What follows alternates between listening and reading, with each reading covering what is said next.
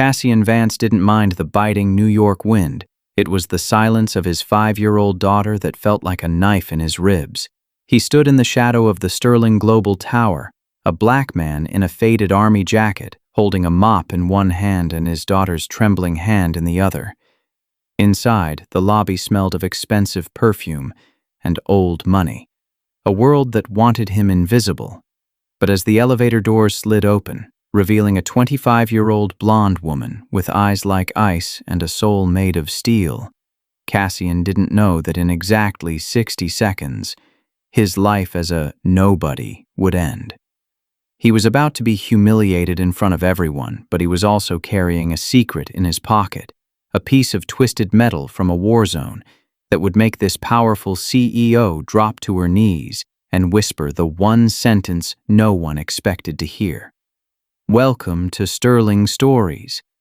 If you're here for stories that hit deep and stay with you, you're in the right place. Before we begin, I want to know, where in the world are you watching from? Drop your city in the comments. And if you're new to the channel and don't want to miss our next emotional journey, hit that subscribe button and join the Sterling family. Now, let's get back to Cassian. The cold bit through Cassian Vance's worn jacket like a living thing with teeth. He stood outside Sterling Global's glass tower at 5:47 a.m., watching his breath turn to ghosts in the pre-dawn dark. The building rose 70 stories into a sky that promised snow. A monument to money, power, and the kind of life he'd stopped dreaming about 3 years ago when the IED took his leg and his wife in the same blood-soaked month.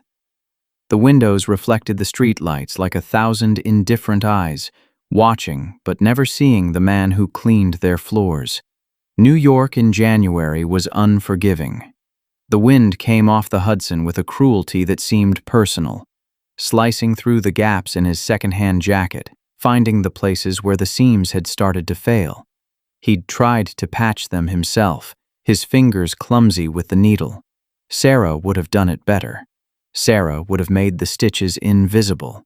But Sarah was 3 years in the ground at Arlington, and he was here, and the jacket was falling apart just like everything else. "Daddy, my feet hurt." Zoe's small voice cut through his thoughts like a sniper round. Precise, devastating, impossible to ignore. She stood beside him in sneakers 2 sizes too big, donations from the church on Amsterdam Avenue where they sometimes went for the free meals. Her coat was clean but threadbare, and she clutched a stuffed rabbit missing one ear, a casualty of too many nights spent clutching it for comfort in shelters and the back seats of cars and the various places they'd lived before he'd finally scraped together enough for the efficiency apartment in the Bronx. At 5 years old, she already knew not to complain. That broke him more than the poverty itself. More than the pain in his leg that never quite went away. More than the looks he got from people like the ones who worked in this building. Looks that said he was invisible. Or worse, that he was visible, but didn't matter. "I know, baby girl."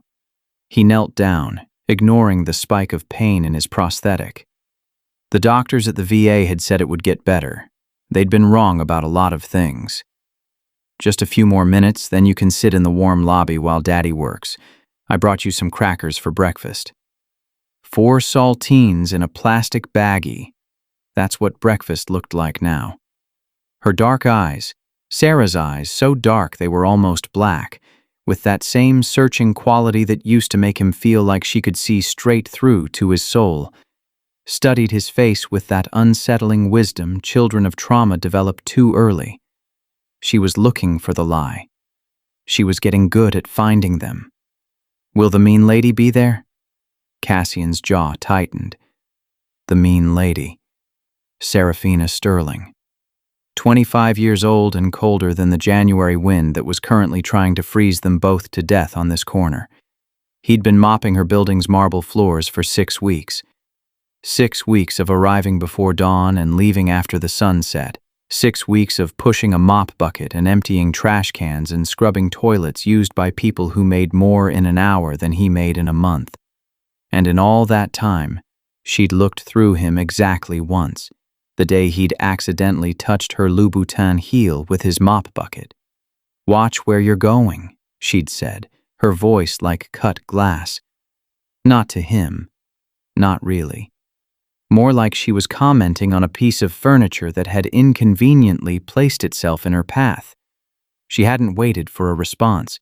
She'd simply stepped around him and continued on, trailing perfume that probably cost more than his rent, and an aura of such absolute self-assurance that it seemed to push the air aside. "Maybe she won't be in yet," he lied. He'd never been good at lying to Zoe. Sarah used to say their daughter had inherited his gift for reading people, something the army had cultivated and war had sharpened to a razor's edge. Zoe nodded, but they both knew better. Seraphina Sterling was always there by 6:30, a blur of blonde hair and designer perfection, her heels clicking across the lobby like a countdown to someone else's irrelevance. She moved through the world like someone who'd never been told no, never been denied, never had to wait for anything or anyone. Cassian had known people like that before.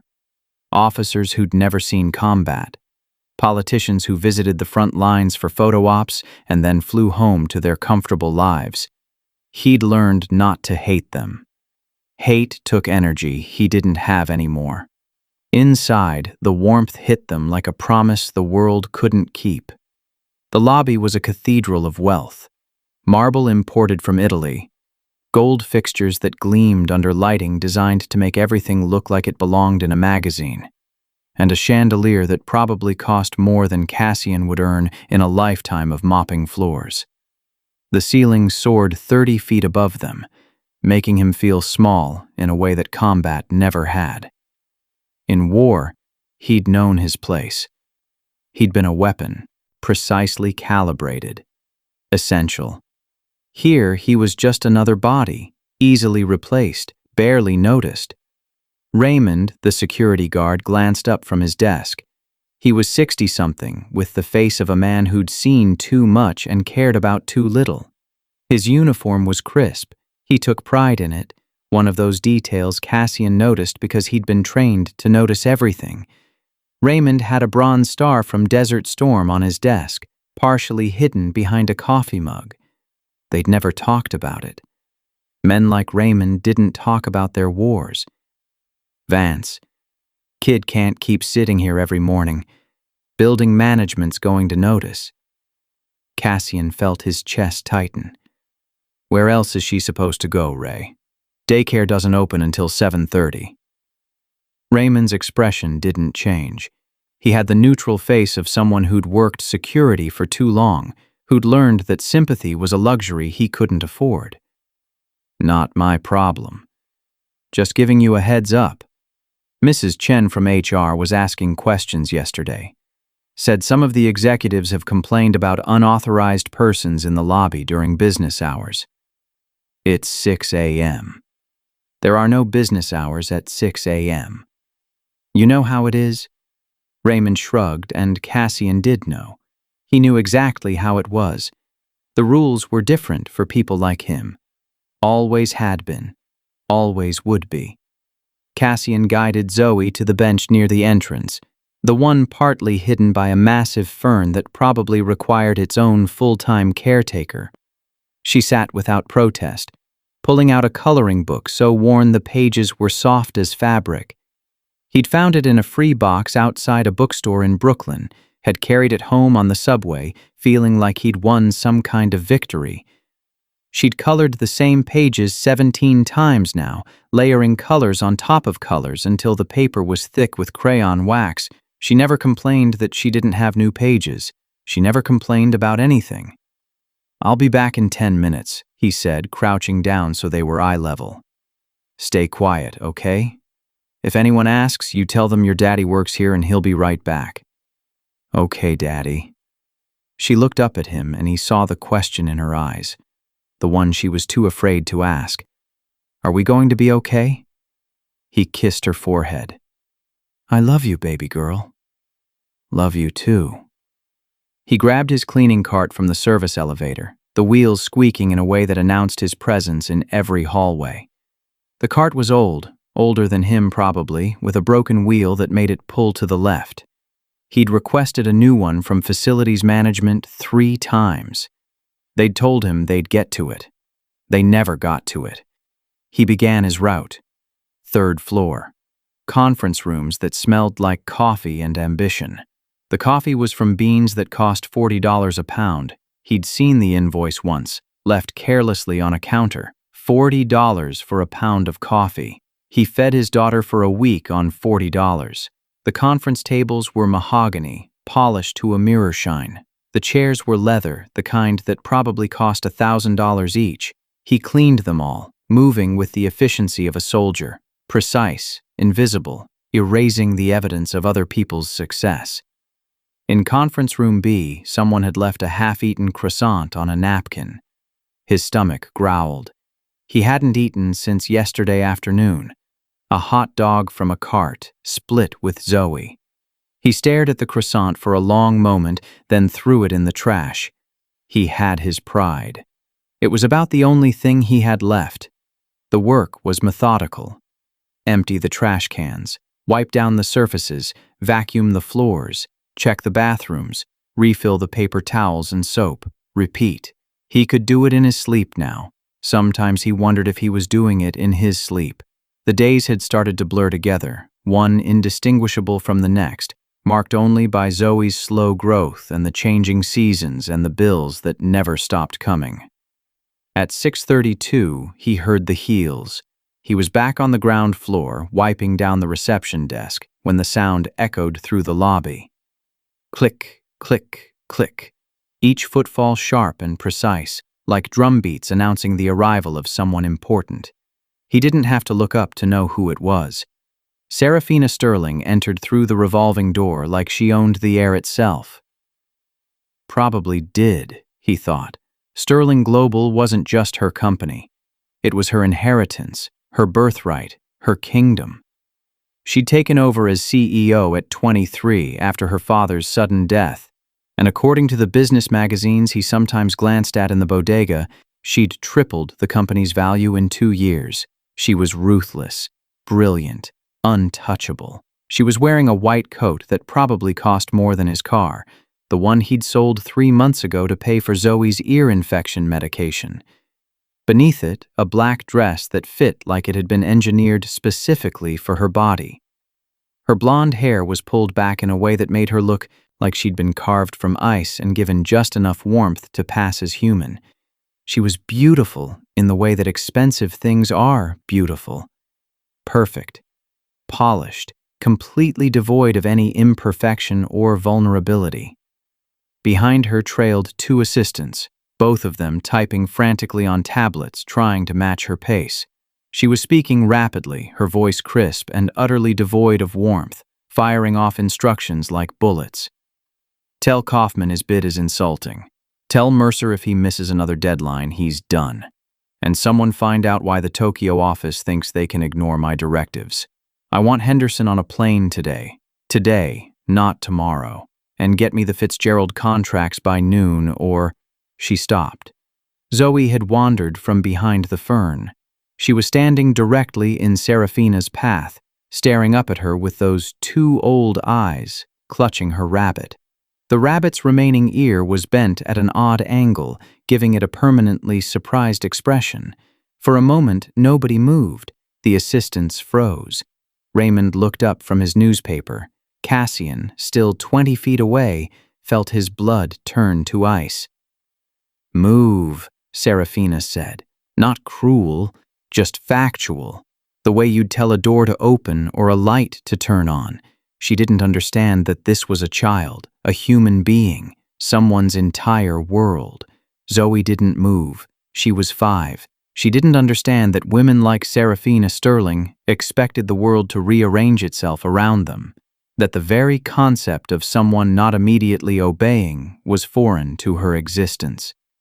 Cassian saw it happening from across the lobby. He moved fast, but the prosthetic made him slower than he used to be.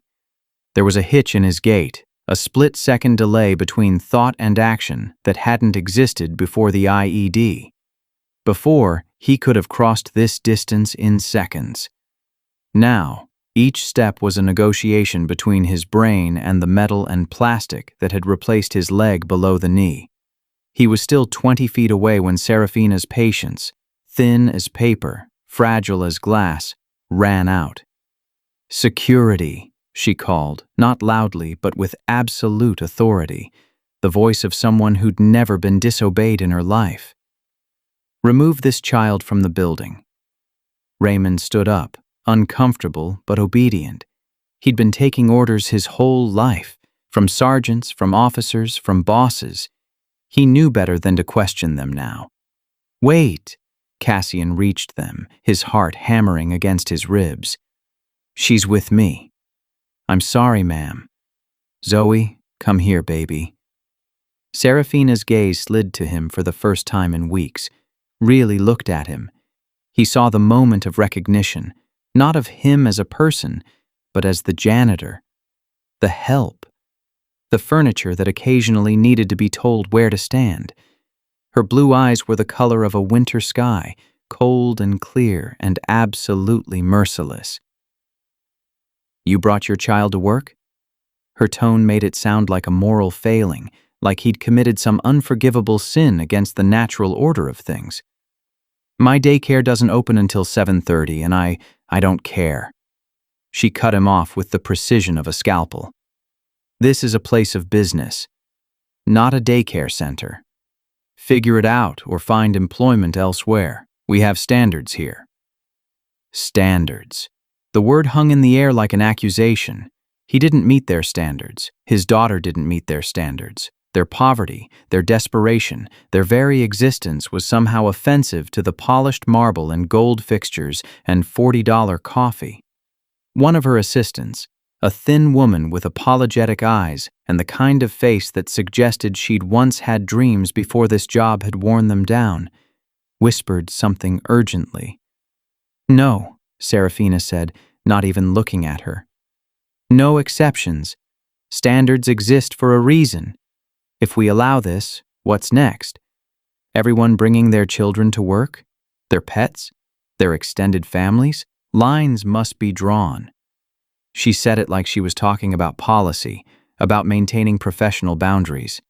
She had no idea what she was really saying, that his daughter didn't deserve to be warm, that his struggle to survive was an inconvenience, that people like them, people who had to choose between rent and food, between heat and medicine, were simply obstacles to be removed from her pristine world. Zoe's lip trembled.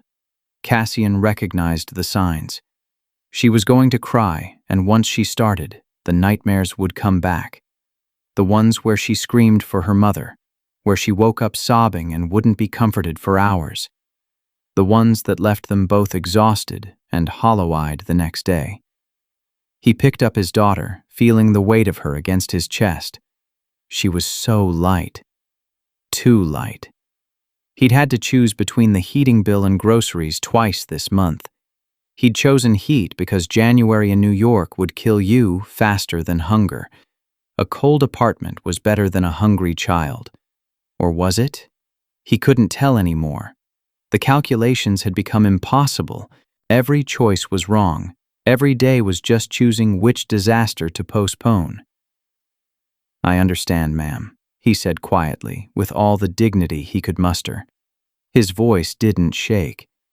The army had taught him that, at least. How to maintain composure when everything inside you was breaking. "I'll handle it." He turned to leave, carrying Zoe toward the door, toward the brutal cold, toward another day of impossible choices. He'd lose this job. He knew it. Raymond would report it, or the HR woman would follow up, or Seraphina Sterling would simply decree it, and it would be done. He'd lose this job. And then what? How long before they lost the apartment? How long before they were back in the shelters? Or worse, in the car he no longer owned, or worse still, separated because he couldn't prove he could provide for her. And that's when it happened. The metal. It must have worked its way out of his jacket pocket, the one he kept safety pinned inside because he couldn't afford to lose the only thing he had left from before, the silver star. They'd given it to him for the mission in Syria. Operation Righteous Fury, they'd called it. Like giving something a noble name made the blood and death and screaming somehow worthwhile. The one with the kidnapped American executives, 3 of them held by a militia group in a compound outside Damascus. The one that had ended with 3 of his squad dead and Cassian carrying a 20-year-old girl through a burning building while taking fire from all sides. Call sign V782. That's what they'd called him. On comms that night. Vance. 7th Company. 82nd Airborne. The metal hit the marble with a sound like a gunshot. In the silence that followed, Cassian heard his own breathing, loud and harsh. He heard Zoe's small whimper against his shoulder. He heard the hum of the building's heating system, and the distant sound of traffic outside, and the rustle of one of the assistant's papers. Everyone stopped. Seraphina Sterling looked down at the silver star lying at her feet, gleaming against the white marble. Her face, that perfect, cold, untouchable face, went absolutely white. The color drained from her cheeks like someone had opened a valve. Her lips parted slightly. Her eyes, those cold blue eyes, suddenly went very wide. "Where did you get this?" Her voice was different now. Shaking. Raw. Human. Cassian stared at her, confused. "It's mine. Your call sign." She wasn't asking. Her hands were trembling. He could see them shaking, her fingers curling and uncurling. "What was your call sign?" The lobby had gone silent. Even Raymond was watching now, his newspaper forgotten. The assistants had stopped typing. The world had contracted to just this moment. This woman. This question. V-782, Cassian said slowly, his mind racing, trying to understand what was happening. Vance. 7th Company. 82nd Airborne. "Ma'am, I don't understand.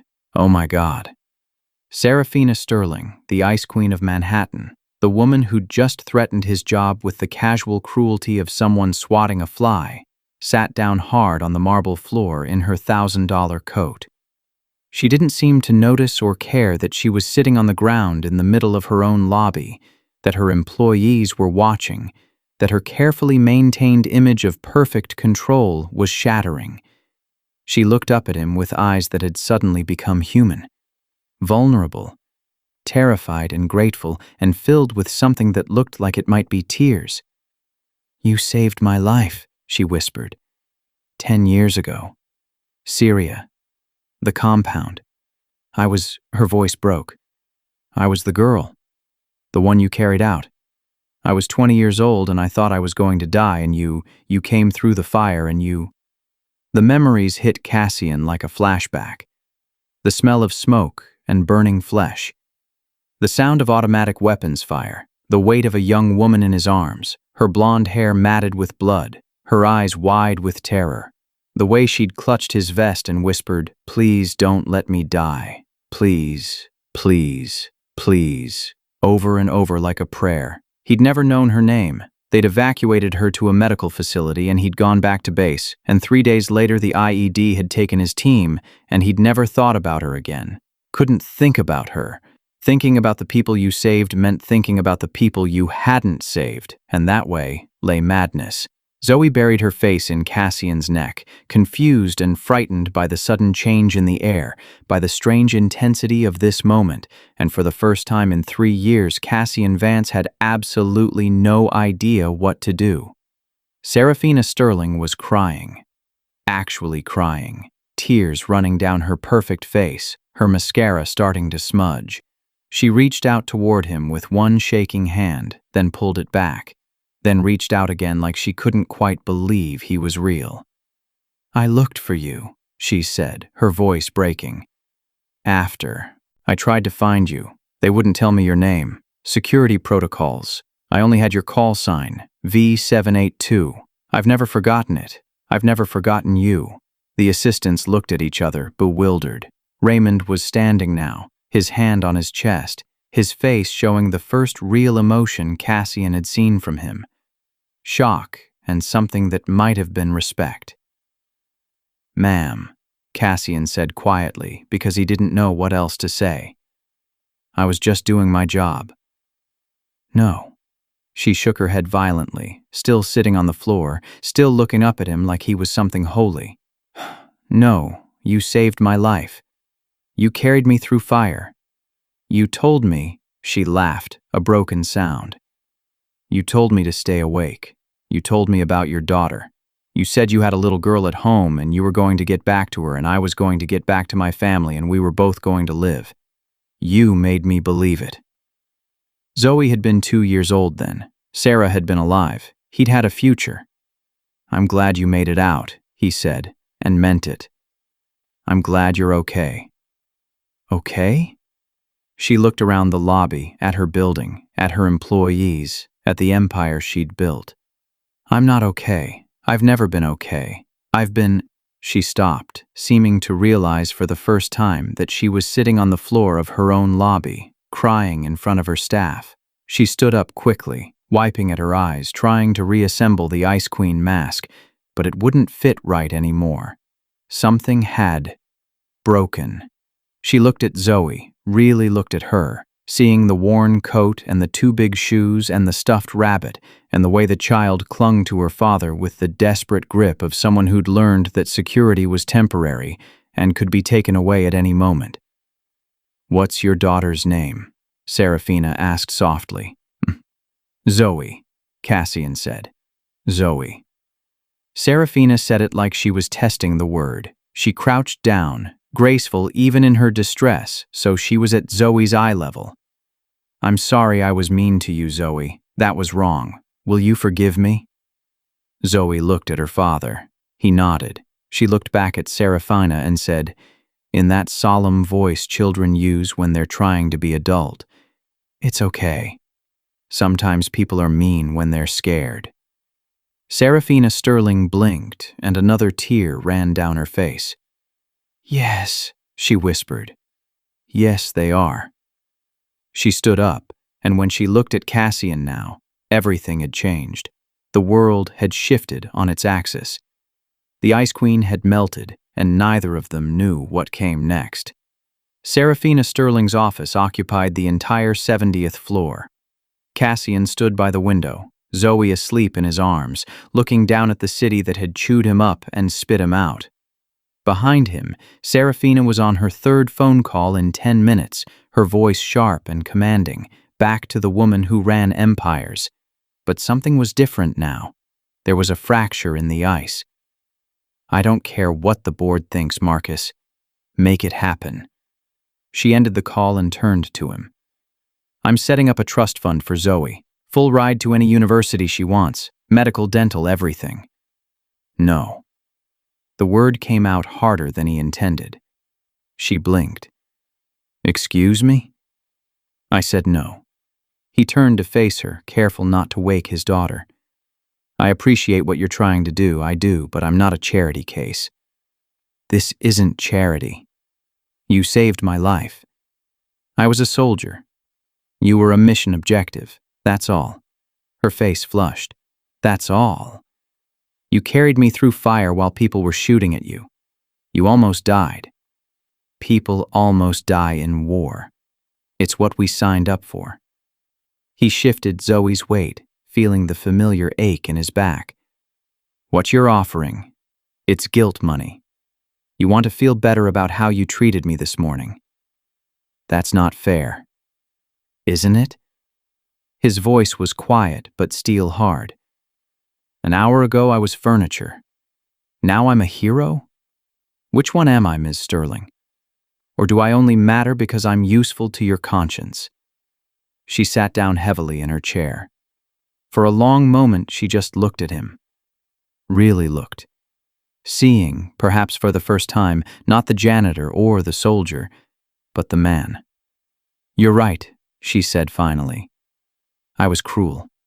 I've been cruel for a long time. After Syria, after what happened, I built walls. I made myself cold because cold people don't get hurt. Cold people don't get kidnapped and tortured, and..." Her voice broke. "I became someone I don't like very much. That's not my problem to fix. No. But maybe you can teach me something." She stood, walked to the window beside him. What's it like? To have nothing but still have everything that matters? He looked down at Zoe, her face peaceful in sleep. It's hell. Don't romanticize poverty, Ms. Sterling. It grinds you down. It makes you choose between your child's medicine and your rent. It makes you wonder if she'd be better off without you. Then let me help. Why? So you can feel less guilty? So you can tell yourself, you paid your debt? He shook his head. I don't want your money. I want a chance. A real job, not cleaning toilets. I have skills. I managed logistics for an entire battalion. I can learn anything. Give me that. She stared at him for a long moment. Then she picked up her phone. Marcus? That operations manager position in supply chain. I want Cassian Vance in that role. Starting Monday. Yes, I know we haven't posted it yet. Just do it. I don't care what the board says. Tell them the CEO said so. She ended the call. $65,000 a year to start. Benefits. Real ones. Deal? That's charity with extra steps. No, she said firmly. That's me recognizing that I've been throwing away good people because I couldn't see past their circumstances. That's me learning from someone who knows what actually matters. She held out her hand. Deal? He looked at her hand for a long moment. Then he shifted Zoe carefully and shook it. Deal. But I earn this. You fire me if I don't perform. Fair enough. She smiled and it transformed her face.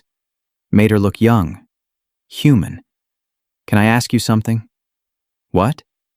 That day in Syria, when you were carrying me out, you told me something. You said endurance is not the same as living. What did you mean? Cassian looked out at the city again, at the thousands of windows, each one containing someone's struggle, someone's joy, someone's story. I meant that surviving isn't enough. I've been surviving for 3 years. Getting by, enduring. But I wasn't living. I was just existing, going through motions. I think you've been doing the same thing.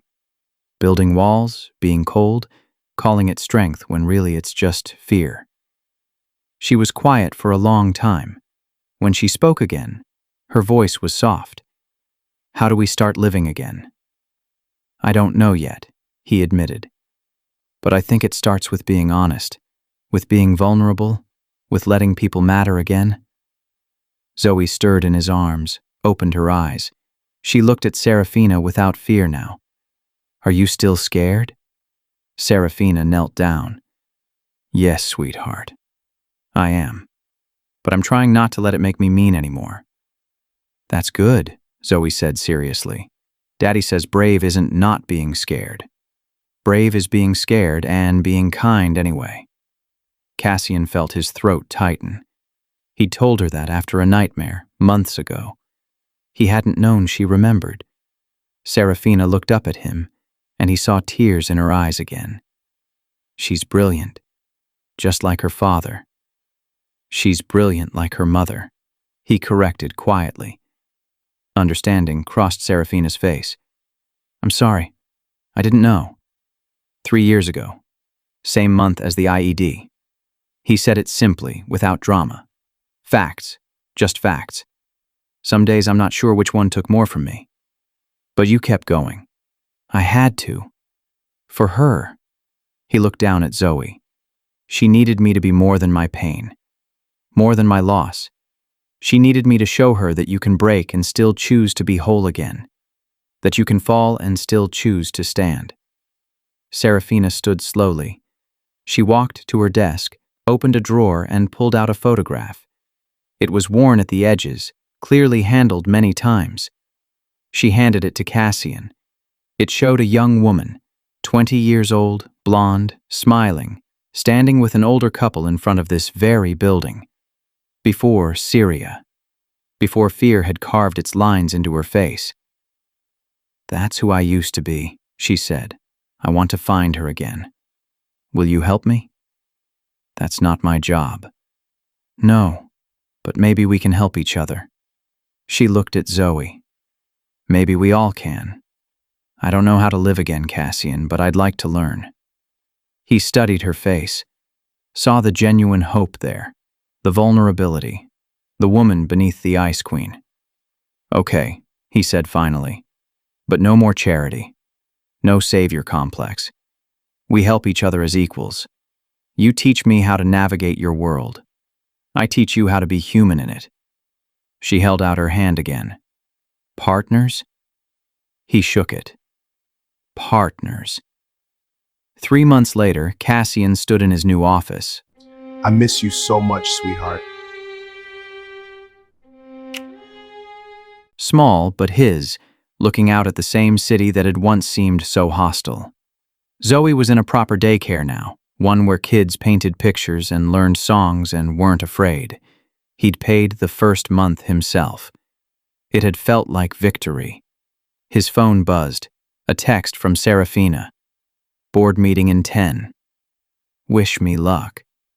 Teaching them about seeing people instead of problems. It's harder than hostile negotiations. He smiled and typed back, "You've got this. Remember, brave is being scared and kind anyway." Her response came quickly. "Your daughter is a philosopher. Coffee after." "Sure, but you're buying. Operations managers don't make CEO money." "Fair enough." He put his phone away and picked up the photograph on his desk. Sarah, smiling, holding newborn Zoe. He'd finally been able to frame it properly. "I'm living again," he whispered to the image. "Not just surviving. Living. I think you'd be proud." The photo didn't answer, but the sunlight coming through the window felt like warmth, like approval, like grace. Endurance had kept him breathing, but it took breaking down, falling apart, and being seen in his worst moment to learn what he should have known all along. Strength isn't about walls, it's about bridges, and sometimes the people who save you are the ones you've already saved.